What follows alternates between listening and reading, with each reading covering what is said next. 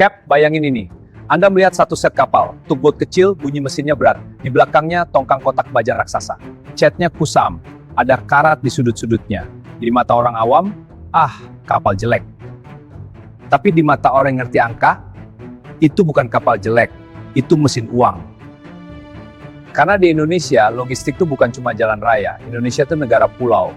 Dan jalan tol paling panjang adalah laut. Masalahnya, kapal besar tidak bisa masuk ke semua tempat. Banyak tambang ada di pedalaman. Banyak jeti itu sederhana.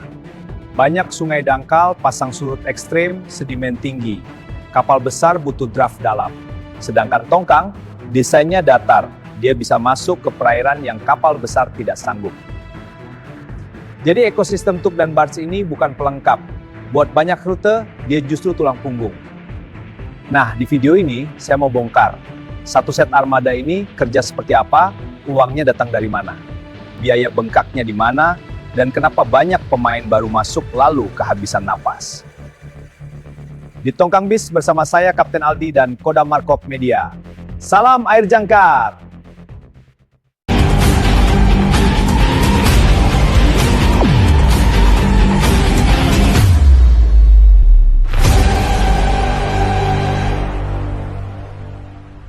Cap, bayangin ini. Anda melihat satu set kapal, tugboat kecil, bunyi mesinnya berat, di belakangnya tongkang kotak baja raksasa. Catnya kusam, ada karat di sudut-sudutnya. Di mata orang awam, kapal jelek. Tapi di mata orang yang ngerti angka, itu bukan kapal jelek. Itu mesin uang. Karena di Indonesia, logistik itu bukan cuma jalan raya. Indonesia itu negara pulau, dan jalan tol paling panjang adalah laut. Masalahnya, kapal besar tidak bisa masuk ke semua tempat. Banyak tambang ada di pedalaman, banyak jeti itu sederhana, banyak sungai dangkal, pasang surut ekstrim, sedimen tinggi.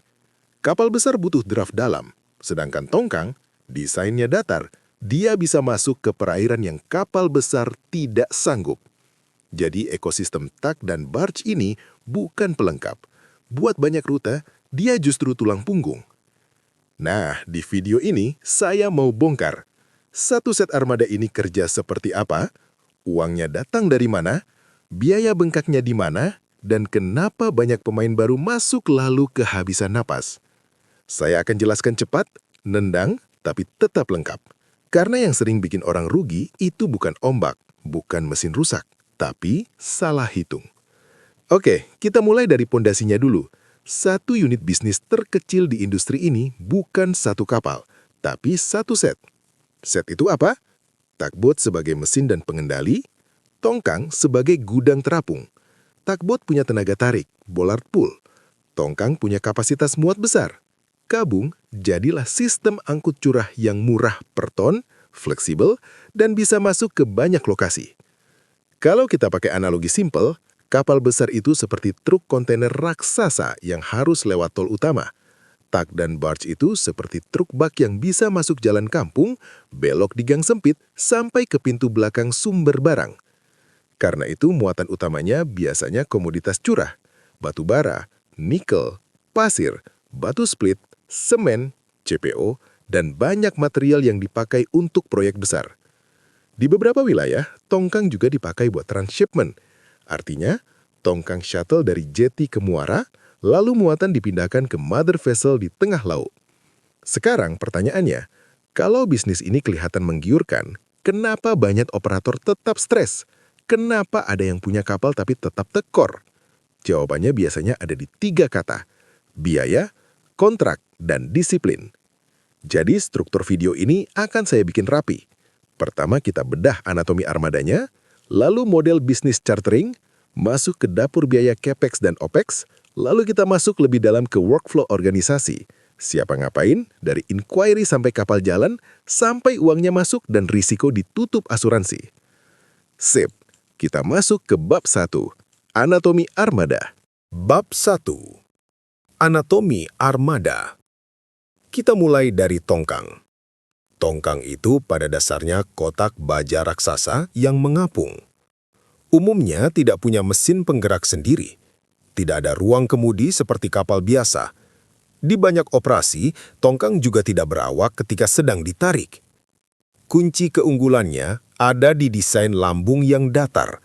Karena datar, tongkang bisa jalan di perairan yang lebih dangkal, dan itu cocok dengan kondisi sungai dan pesisir Indonesia. Ukuran tongkang di Indonesia bervariasi, dan ukuran ini penting karena berhubungan dengan kapasitas muat, rute, dan kebutuhan tenaga tugboat. Contoh kasar yang sering dipakai di pasar, tongkang 180 feet, biasanya sekitar 1.800 sampai 2.000 ton muatan. Lincah, cocok buat sungai sempit, alat berat, atau rute-rute yang berkelok. 230 feet, kelas menengah, muat sekitar 3.500 sampai 4.000 ton. Ini populer untuk sungai jarak menengah, batu bara, pasir, batu split. 300 feet, transisi ke antar pulau. Kapasitas bisa 5.000 sampai 6.000 ton. Banyak dipakai untuk nikel dan batu bara domestik. 330 feet. Ini salah satu standar efisiensi. Bisa 7.500 sampai 8.500 ton, tergantung kondisi air dan draft. Bahkan ada yang 330 feet, kapasitasnya bisa 10 sampai 12.000 ton. Sangat efisien per ton. Tapi butuh perairan lebih dalam dan tugboat yang lebih kuat. Nah, ada satu istilah yang wajib Anda tahu, Cap. Dead freight.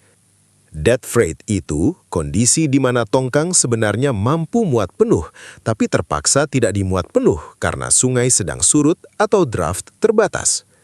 Misalnya, tongkang 300 feet harusnya muat 8.000 ton, tapi karena air surut, dia cuma boleh isi 6.000 ton. Selisih 2.000 ton ini membuat cost per ton naik. Dan kalau Anda kontraknya salah, margin bisa habis. Sekarang kita pindah ke tugboat. Kalau tongkang adalah gudang terapung, tugboat adalah lokomotifnya. Tugboat itu bukan kapal cepat. Dia dirancang untuk torsi, untuk daya tarik. Karena itu, pasangan tongkang dan tugboat harus serasi. Tongkang besar butuh tugboat bertenaga. Di pasar, untuk tongkang 300 feet sering dipasangkan dengan tugboat twin engine, 2 kali 1.000 sampai 2 kali 1.200 horsepower, tergantung rute dan kondisi gelombang.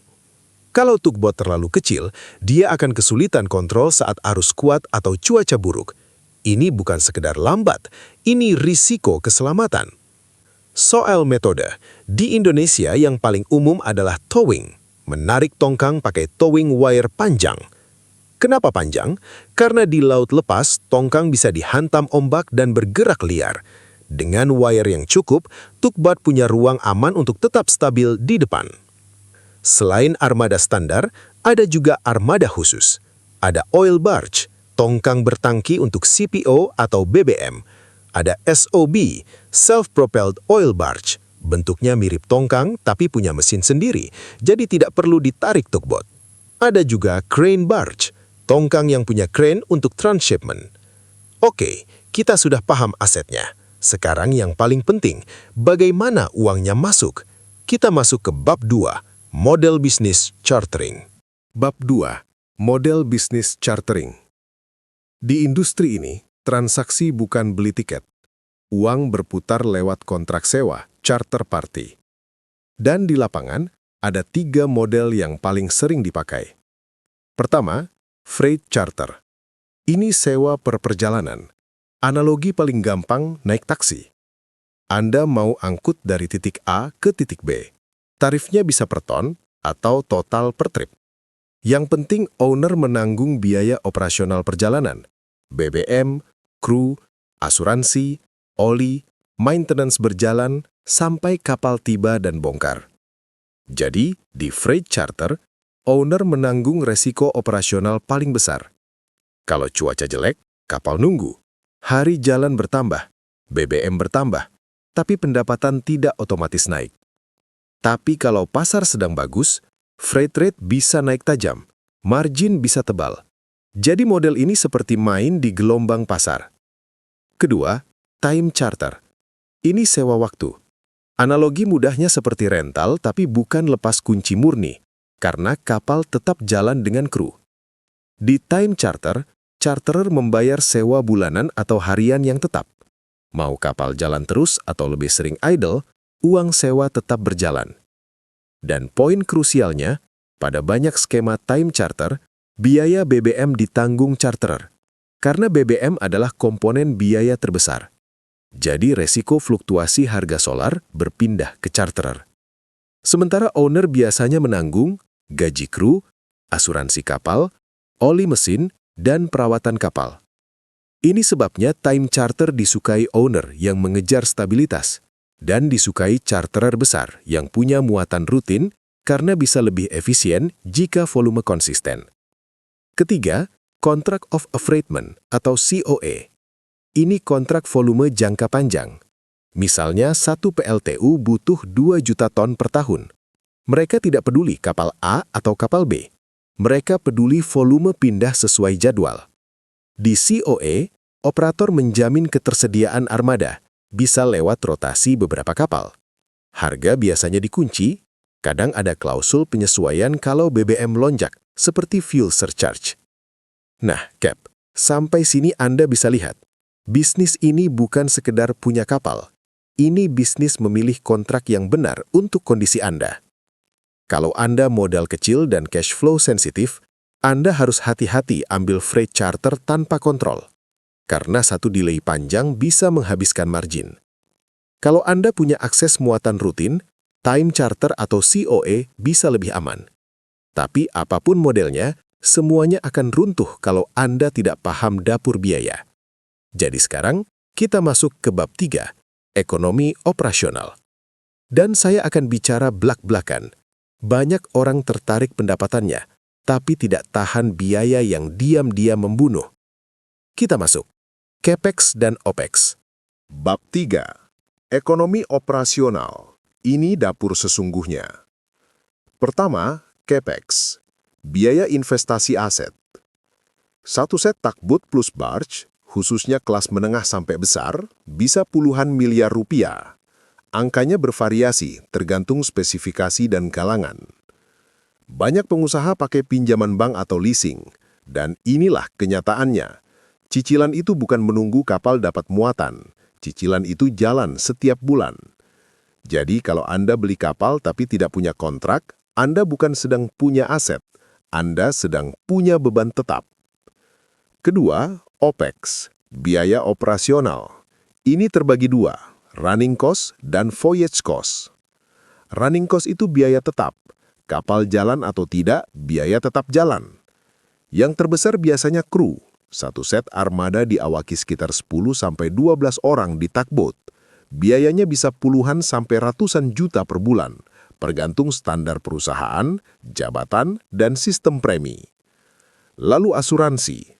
Marine hull itu penting, ditambah P dan I untuk tanggung jawab pihak ketiga. Ini bukan aksesoris, ini tameng kalau terjadi tabrakan, kandas, atau klaim besar. Lalu perawatan rutin dan store, cat, filter, pelumas, spare part kecil, semua ini terlihat kecil, tapi rutin. Dan yang paling sering bikin orang kaget adalah docking.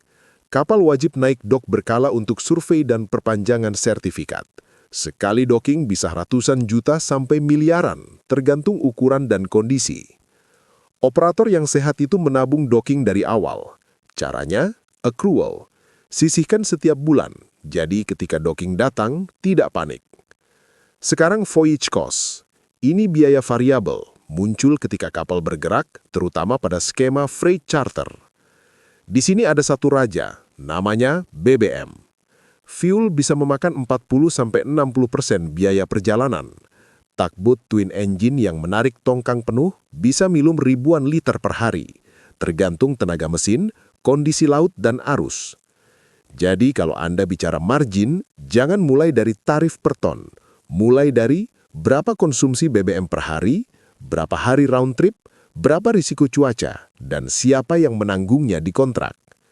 Lalu ada biaya pelabuhan, port disbursement, jasa labuh, tambat, pandu, clearance in dan out, biaya agen, dan banyak komponen yang berbeda tiap pelabuhan. Ada juga air tawar, provisioning, dan kebutuhan kecil-kecil yang jika tidak dicatat tiba-tiba membengkak. Sekarang bagian yang sering jadi bonus tapi juga bisa jadi bom, demurrage. Dalam kontrak ada lay time, waktu yang dialokasikan untuk muat dan bongkar. Kalau lewat, charterer kena denda demurrage. Kalau lebih cepat, kadang ada dispatch, bonus. Banyak owner suka demurrage karena saat kapal diam, biaya operasionalnya lebih rendah dibanding tarif denda per hari. Tapi hati-hati, kalau kontrak Anda lemah atau klausulnya membuat Anda yang menanggung delay, demurrage tidak masuk ke Anda, malah jadi biaya. Jadi inti bab ini, profit itu bukan angka di brosur. Profit itu selisih antara pendapatan dan biaya yang Anda kontrol. Oke, kita sudah pegang logika biaya dan kontrak. Sekarang kita masuk lebih dalam ke bagian yang sering luput, struktur organisasi dan workflow. Karena bisnis kapal tongkang itu bukan cuma kapal, itu sistem. Dari inquiry, jadi voyage plan, jadi eksekusi, jadi invoice, sampai uang masuk. Kita masuk bab 4, workflow barge operation. Bab 4. Struktur organisasi dan workflow. Ini yang membedakan operator rapi versus operator yang kerjanya kebakaran. Di level atas ada pemilik dan board. Mereka menentukan arah, mau fokus rute apa, mau charter model apa, mau ekspansi kapal kapan, dan batas risiko yang bisa ditanggung. Lalu ada managing director atau CEO, sering juga memegang peran pengawas keselamatan di darat yang memastikan budaya safety dan compliance jalan. Di lapangan, biasanya terbagi jadi 3-4 departemen besar, technical dan operations, commercial, finance, dan HR atau compliance. Sekarang kita lihat alurnya dari awal. Step 1. Commercial menerima inquiry. Ada calon charterer tanya, ada kapal untuk rute ini, muatan segini, tanggal segini. Step 2. Inquiry itu tidak boleh dijawab pakai insting, harus dilempar ke voyage planning dan fleet management. Fleet management check, kapal mana yang available, posisi kapal sekarang di mana, kondisi teknisnya siap atau tidak, kru cukup atau tidak, dan biaya repositioningnya berapa. Step 3. Voyage planner bikin rencana, jarak tempuh, estimasi hari, pola cuaca musimannya, kebutuhan BBM, risiko port congestion, potensi demurrage, dan titik-titik kontingensi kalau harus berlindung. Step 4. Finance ikut masuk, karena rencana voyage itu harus dihitung. Apakah rate-nya masuk? Apakah cash flow aman? Apakah ada biaya awal yang harus ditalangi? Setelah angka aman, barulah commercial negosiasi final. Rate, lay time, demurrage, tanggung jawab BBM, port charge, dan klausula force majeure. Kontrak beres, kapal jalan? Belum. Anda butuh 3 hal siap. Kru, kapal, dan dokumen. Kru. Manajemen kru memastikan semua sertifikat valid, jadwal rotasi aman, medical check ada, dan kru tidak kelelahan. Karena di laut, human error itu mahal. Kapal. Technical memastikan preventive maintenance dan spare part kritis ada, mesin sehat, towing gear siap, dan semua logbook rapi. Dokumen. Compliance memastikan sertifikat tidak ada yang kadaluarsa, izin olah gerak, clearance dan requirement pelabuhan siap. Di sisi keselamatan, safety officer memastikan SOP dijalankan, safety briefing, toolbox stock, drill berkala, dan prosedur pencegahan polusi. Ini bukan teori. Satu insiden bisa menghentikan operasi, menghancurkan reputasi, dan memicu klaim. Lalu masuk ke fase port operation. Cargo coordinator dan port agent jadi kunci. Mereka urus sandar, koordinasi alat bongkar muat, dokumen manifest, bill of lading, tally sheet, dan komunikasi dengan pihak terminal. Karena di titik ini, waktu adalah uang. Delay muat, delay bongkar, itu langsung kena biaya. Setelah kapal berangkat, customer service menjaga komunikasi. Charterer tidak suka kejutan. Mereka butuh update. Kapal berangkat kapan? ETA kapan? Apakah ada cuaca buruk? Dan langkah mitigasinya apa?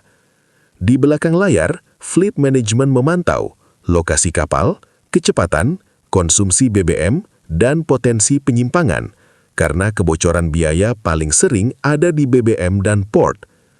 Trip selesai, lalu masuk tahap yang sering dilupakan pemain baru, penagihan. Finance menyiapkan invoice, memantau accounts receivable, mengingatkan jatuh tempo, dan memastikan cash masuk sesuai term kontrak. Karena kapal bisa untung di atas kertas, tapi kalau pembayaran molor, Anda tetap bisa kehabisan cash untuk BBM berikutnya. Jadi Capt, workflow yang sehat itu seperti rantai, commercial, operations, technical, safety, finance, compliance. Putus satu mata rantai, operasi jadi kacau. Oke, kita sudah punya struktur dan alur. Sekarang kita tutup dengan dua hal, risiko utama, tantangan, peluang, dan penutup biar bisnis ini tidak cuma jalan, tapi naik kelas. Kita masuk bab 5, risiko, tantangan, peluang, dan penutup. Bab 5. Risiko, tantangan, peluang, dan cara main yang lebih cerdas. Risiko nomor 1 di tug dan barge itu bukan kapal tenggelam. Risiko nomor 1 yang paling sering membunuh bisnis adalah cash flow yang tidak sinkron. Anda bayar BBM di depan, Anda bayar kru rutin, Anda bayar port charge, Anda bayar cicilan, tapi pembayaran dari charterer bisa mundur. Kalau Anda tidak punya modal kerja yang cukup, selesai. Risiko nomor 2, cuaca dan alam. Musim baratan bikin laut Jawa ganas. Kapal terpaksa berlindung, hari jalan bertambah, biaya jalan. Pendapatan belum tentu naik, tergantung kontrak. Di sungai, risiko surut, draft turun, muncul dead freight, kapasitas muat turun, kos per ton naik. Risiko nomor 3, oversupply. Saat pasar komoditas booming, banyak orang pesan kapal baru. Ketika kapal-kapal itu delivery, jumlah armada bisa lebih banyak dari muatan. Akibatnya rate tertekan, dan yang lemah akan saling banting harga. Risiko nomor 4, dokumentasi dan compliance. Sertifikat kadaluarsa, clearance bermasalah, kapal bisa ditahan. Dan kalau kapal ditahan, Anda bukan cuma rugi biaya, Anda rugi kepercayaan. Oke, sekarang peluangnya. Pertama, diversifikasi muatan. Batu bara masih besar, tapi nikel dan komoditas hilirisasi meningkat. CPO tetap jalan di banyak rute. Material konstruksi juga jalan, terutama jika proyek infrastruktur aktif. Kedua, digitalisasi. Operator yang disiplin tracking BBM dan voyage data biasanya lebih tahan banting karena Anda bisa deteksi kebocoran biaya lebih cepat dan Anda bisa negosiasi kontrak berbasis data, bukan kata-kata. Ketiga, kontrak jangka panjang. Di pasar yang volatile, COA atau time charter yang sehat bisa jadi sabuk pengaman.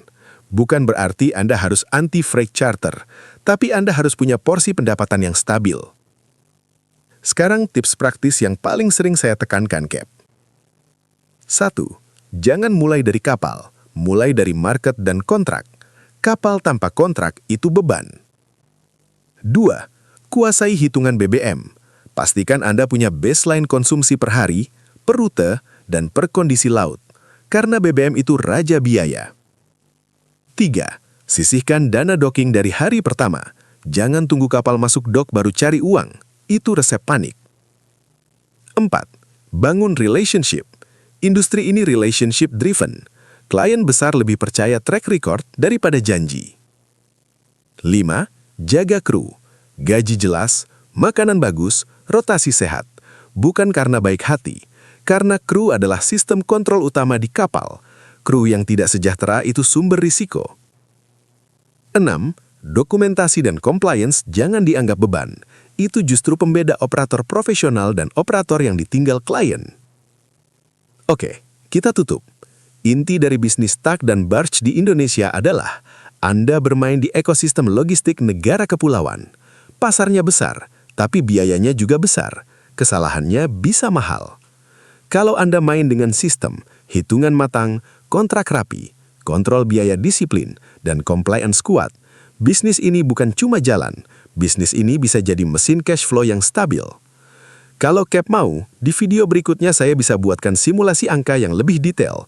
Satu rute nyata, breakdown hari, konsumsi BBM, port cost, sampai proyeksi margin untuk beberapa skema kontrak. Tapi untuk sekarang, Anda sudah punya peta besar dan workflow utamanya. Tinggal satu, eksekusi. Sampai sini dulu, Cap. Kita lanjut di episode berikutnya.